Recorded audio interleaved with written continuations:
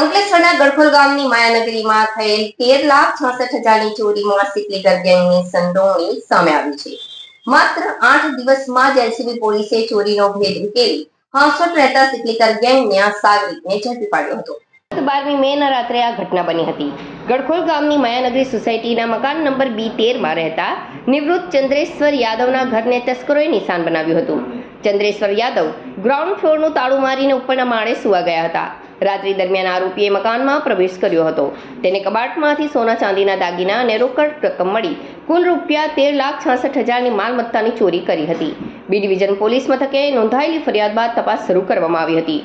Bharuch LCB police દ્વારા આ મુદ્દે તપાસ શરૂ કરી હ્યુમન ઇન્ટેલ તેમજ ટેકનિકલ સર્વેલન્સ કરી તપાસ શરૂ કરી હતી અને હ્યુમન ઇન્ટેલિજન્સની માહિતી હાંસોટના લલિત સાગર વિસ્તારના રહેવાસી અમરજીતસિંહ સુરજીતસિંહ સિકલીગરને ભરૂચ ક્રાઇમ બ્રાન્ચે ઝડપી પાડ્યો હતો અને તેની ઉલટ તપાસ કરતા તેણે ચોરીની કબૂલાત કરી હતી. ભરૂચ ક્રાઇમ બ્રાન્ચે આરોપીની ધરપકડ કરી બી ડિવિઝન પોલીસને સોંપ્યો છે.